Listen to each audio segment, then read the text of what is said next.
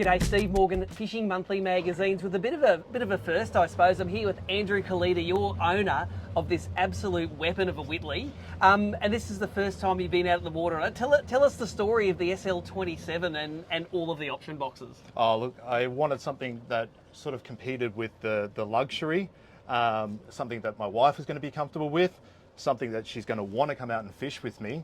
And this is pretty much the only thing I could find in the market within the price range, without going up to, you know, your $750,000, $800,000 Boston Whalers or Grady Whites.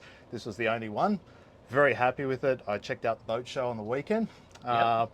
Didn't get any of that pangs of envy, even though I'd already made my purchasing decision. It's the best boat that I could see within that price range in this class. So give us a description of the boat. It's the 27-foot Sea Legend Whittley, made in Australia. And for me, I'm just jumping on board. It looks like this is fishing business happening down here, but it is all comfort up the front. Just give us a bit of a run through. Yeah, so obviously starting in the back, you've got the twin 225 Mercuries, optioned up with the joystick system to help us to stay on spot when I'm out there fishing, but we've got those on now. Like's happening right now. 100%. Got the first question my wife asked is, when the boats I was looking at, where am I going to sit when you're fishing? These are the seats that she fell in love with. Moving up to the helm, you know, optioned up with every bit of electronics that I could think of. Maybe I might be that guy with all the gear and no idea, but who knows? We'll wait and see. You're having fun doing it. 100%.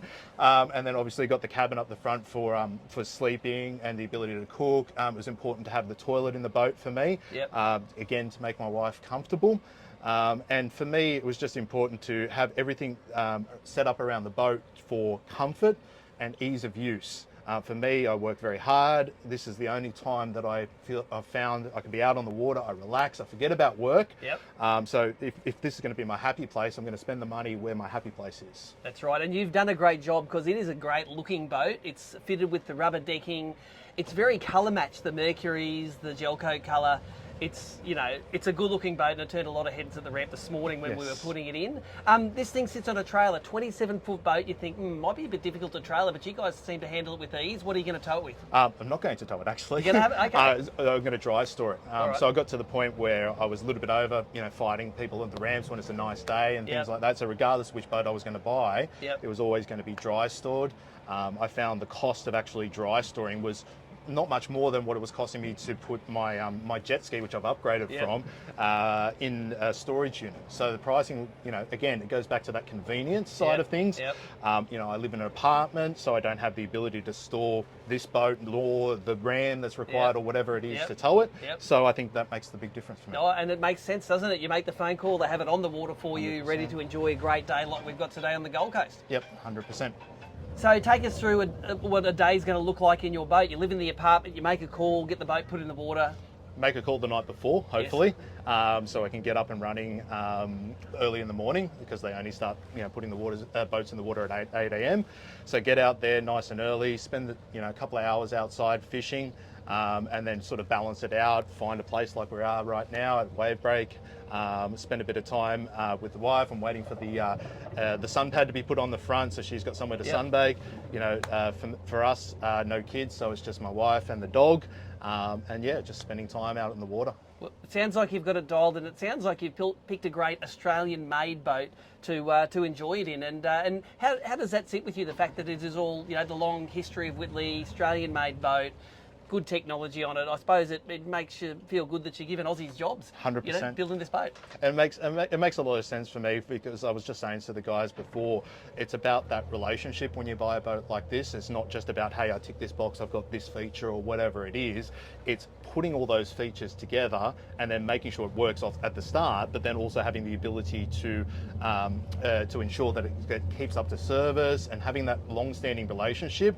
And the fact that they've been around for 70 years, this is not my first Whittley boat, makes all the difference to me. You know, these American boats that you could bring in as sort of competitors, yes, they've got some service places within Australia, but it's a little bit different dealing with the manufacturer as opposed to someone that's authorised to service a boat. Makes a big difference. That's right, and they've got the dealership here on the Gold Coast, so you've got that personal relationship. I tell you what, we've got Alan Whittley hiding in the cabin up the front there, so let's drag him out and talk to him about some of the specifications of this rig. Up you come, Al.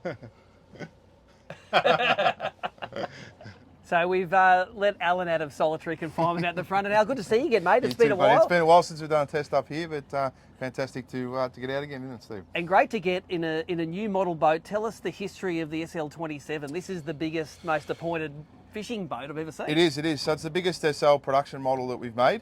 So we've replaced our SL26 model, which was the original joint venture between us and the Hembro family in Rayglass in New Zealand. So fantastic hull technology. We've merged together the 26 and the 25 together. Steve Whittley has down in the factory, and we were cautious that we didn't get too big because we're trying to keep the package under that 3.5 tonne in some applications, depending on how you set up motors and fuel tanks and stuff like that. You can keep it under 3.5 tonnes. So Steve didn't want to get the boat too big, so we tried to replicate what we had in the 27 with a new modern feel, which I think we've done a pretty good job of, fishing down the back and sleeping and accommodation up the front. So now I didn't beat you to the ramp this morning, so I didn't see if it's oversized. Is it 2.5 metres? No, we're under the 2.5 metre beam. So that's the beauty of this. It's a tow anywhere, anytime with a suitable vehicle to tow it, obviously set up, and then obviously we can keep the packages under 3.5 tonne. We weighed a similar package to this with a V8 300 Mercury on the back and full liquids that came in at 3,300 kilos. So you can empty your water and a few things like that. As long as you don't turn into a U-Haul, you can keep it under that magic 3.5 tonne. But obviously as we open up with twins and stuff like that, there's more and more rams and stuff to tow the bigger capacity. But the main thing is you're under that 2.5 metre beam. So when the truckie company lets you down like it did for us the other day, we can tow the boats up and tow through Sydney and everything like that. Don't have to worry about over-width signage and flashing lights and daylight restrictions and stuff like that. So certainly a benefit when you're looking at a maxi trailer boat if you can keep it under that 2.5 metre beam. Now I noticed the trailer, you can see it in the cutaway here. It's actually a bit of a hybrid trailer, big long rails in the middle, but the keel rollers. So, and I like that sort of setup because there's less that can go wrong with it, I think. Exactly. So we work very closely with Russell Dumbier and the Dumbier family. They obviously own McKay's these days.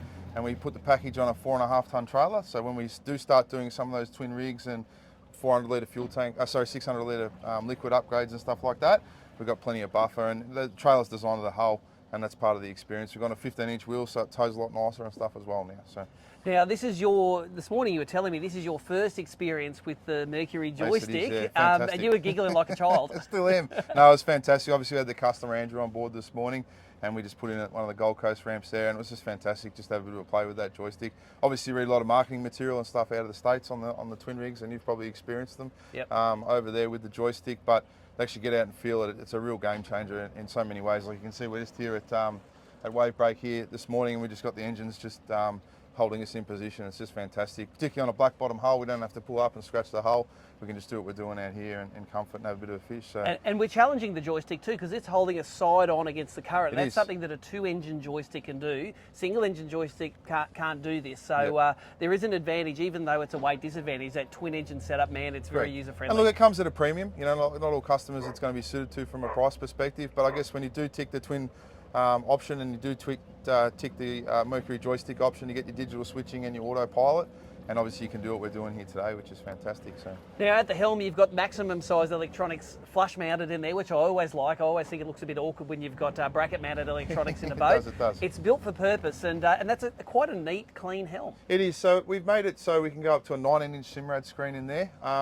Unfortunately, we don't have a lot more room on the dash to run twin units like some of the other boats in this size, but I guess we need to get good access into the front cabin. That's what the boat's built for. So we set up a 19-inch screen there, and that populates the dash really, really well. So pretty happy with that. And obviously, you got the electric steering and stuff from the helm, which is fantastic. This boat also features the new C-Zone switching, which is all push button, and that technology's also come a long way, being owned by Brunswick Group as well. It's all push button and stuff like that. So there's some really advancements in that area as well. Now, finally, before we go and do some performance stats, this T-top is the flashiest T-top I've seen on a Whittley.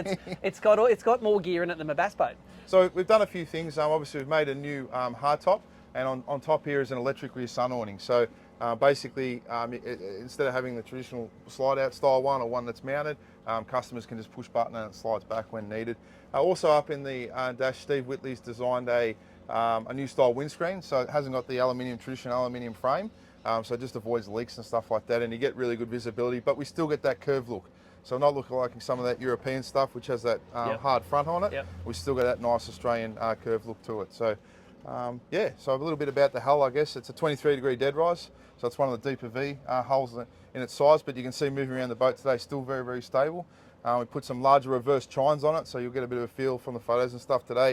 It really drives like it's on rails, and it's such an easy boat to drive. It doesn't need trim tabs and stuff like that. So A couple of new features, I guess, that we've added to the 27 over the 26 is obviously we've got a nice rear lounge that drops in there and lifts up. We've got large, big twin live bait tanks under the floor there, or kill tanks, standard with the side door, standard with the zip wake technology as well. And we've got a stand-up shower area as well for the first time in our Sea Legend. So we've just coming straight out of Century Cove. We're seeing a lot of customers up here come out of that 6 to 6.5 metre boat. If they've got a young family, we're sort of steering them, or they're leaning towards more a cruiser style boat because they get the double bed in the front and the back. But if they're slightly older couple or something like that coming out of a mid-sized fiberglass boat, they've got all the appointments up the front and they can still do the fishing down the back. Ideal to go up to Fraser or up to the Whitsundays and stuff like that. So that's the typical market for it. No one can accuse you of not stuffing as much technology and comfort as possible into a big Particularly boat. in this boat. Looking forward to taking it for a zap. Let's get out at the front of the Gold Coast here. It's a cracking day on the Gold Coast. We won't be able to test the rough water abilities, but we sure will bring you some performance stats from those Mercuries. Looking forward to it.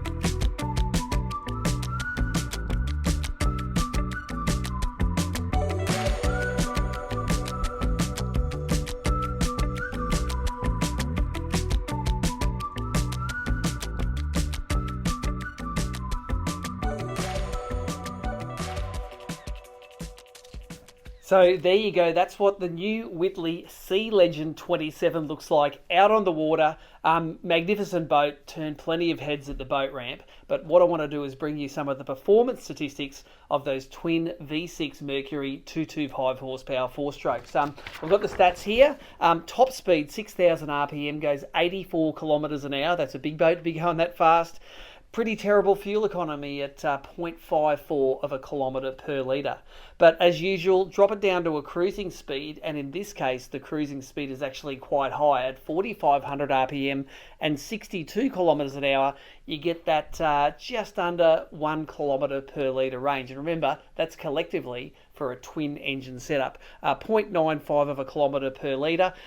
Combine that with a 300 plus litre tank, you do have plenty of range. Remember that larger fuel tank options are available.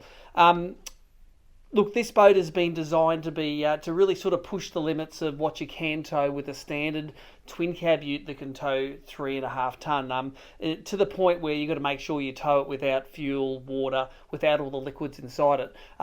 But if you're dry docking it, like the happy customer, or in fact taking the time and the effort to make it light enough to tow, you can tow this boat unencumbered around the joint. But personally, I'd be towing it with a bigger capacity tow vehicle and not pushing those limits. Everyone, of course, wants to know pricing. And as the customer says, it seems like an expensive boat, but compared to what else is in the market in imported boats, it actually stacks up quite nicely. You can build your own ideal Whittley SL27 on Whittley's website, which is www.whittley.com.au. They've got a great feature on there where you can build your own boat. Or if you're too lazy to do that, call your local dealer. There are dealers all around the country. They're available. Their details are available on that Whittley website as well. For me, stable, very seaworthy, very, very well appointed boat that looks great. You can build your version up to suit your style of fishing, cruising, or whatever's in between. And that's what we've seen with this rig. Great, beautiful Australian-built boat.